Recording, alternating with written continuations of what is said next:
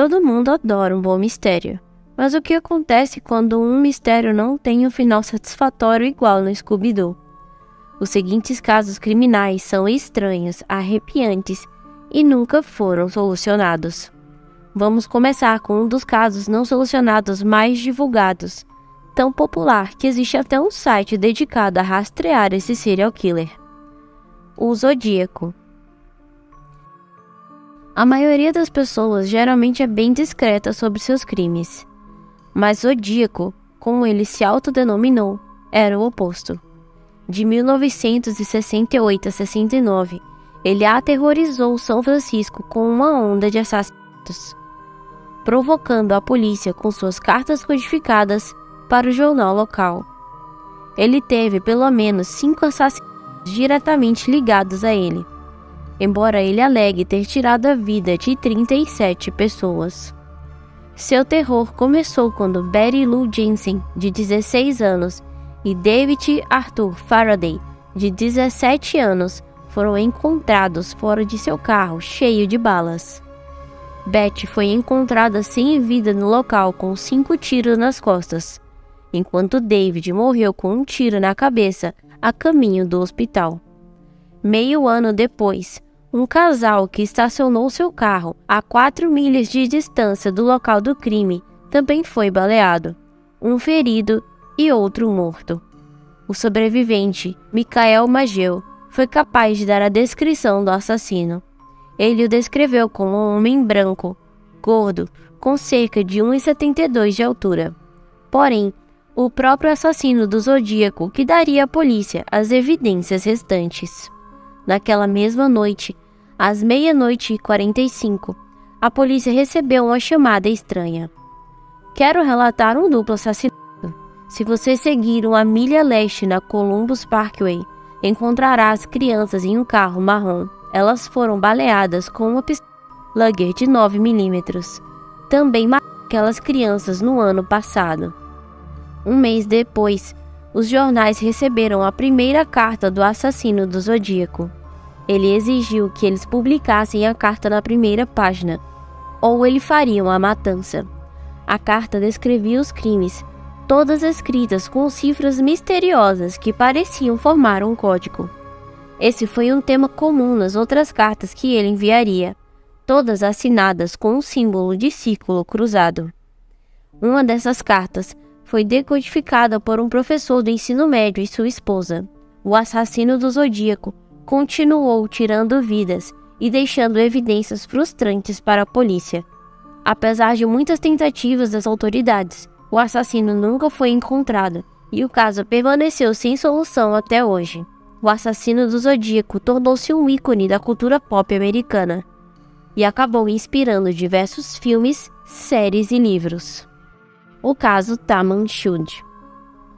O assassino do Zodíaco não foi o único a adorar códigos. Na manhã de 1º de dezembro de 1948, um corpo foi encontrado na praia de Somerton, em Adelaide, na Austrália. O corpo do homem estava em perfeitas condições e sem ferimentos aparentes. Em seu bolso havia uma passagem de trem para Henley Beach, que nunca foi usada. Seria um mês depois, quando a polícia encontraria uma mala ligada a ele na estação ferroviária de Adelaide. A etiqueta da mala foi removida, assim como todas as peças de roupa dentro dela.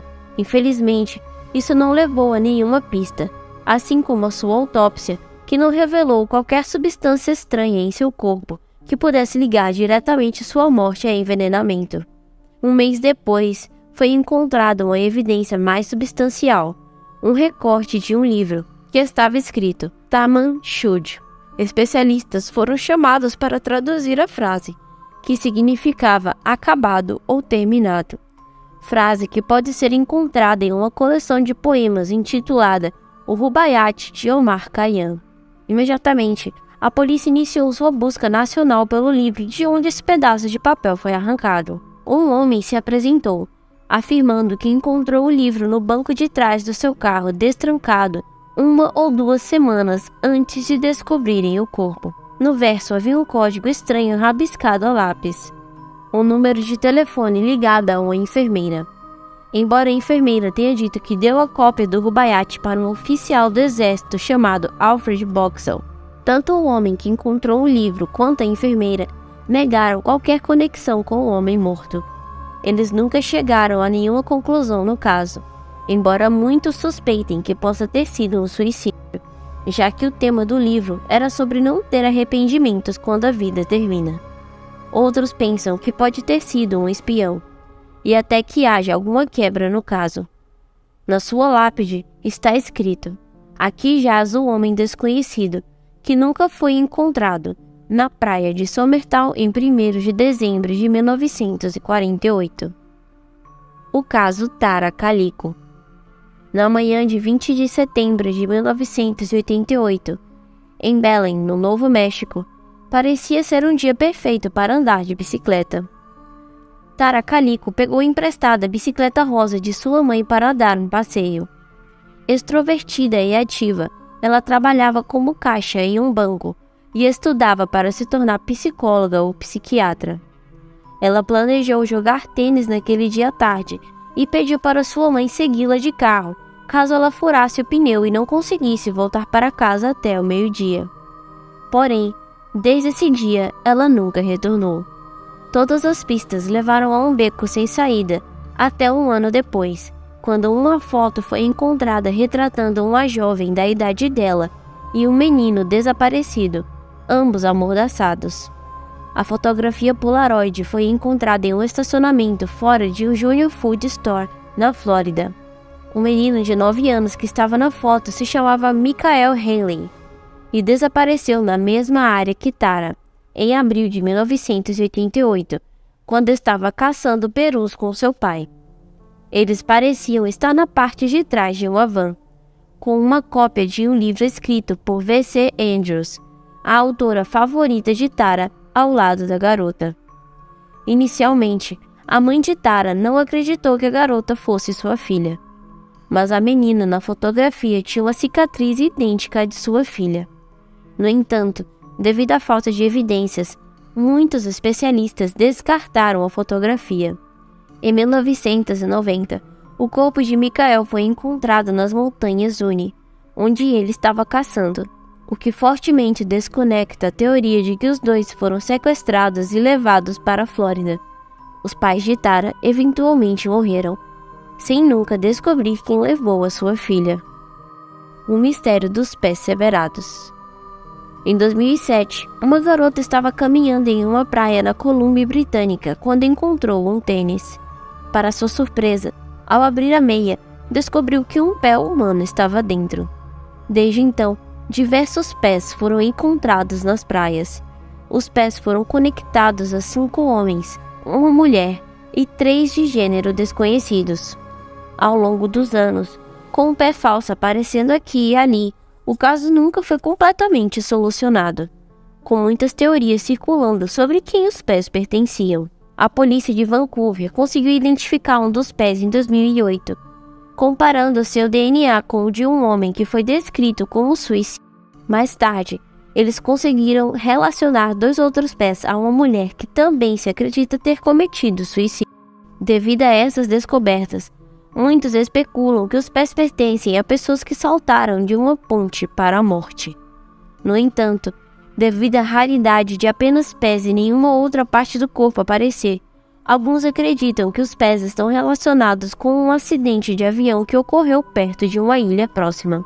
Outros sugerem que são vítimas do tsunami asiático de 2004, uma vez que todos os sapatos foram fabricados antes de 2004. Seja qual for a origem desses pés, eles deixaram o mundo perplexo por anos.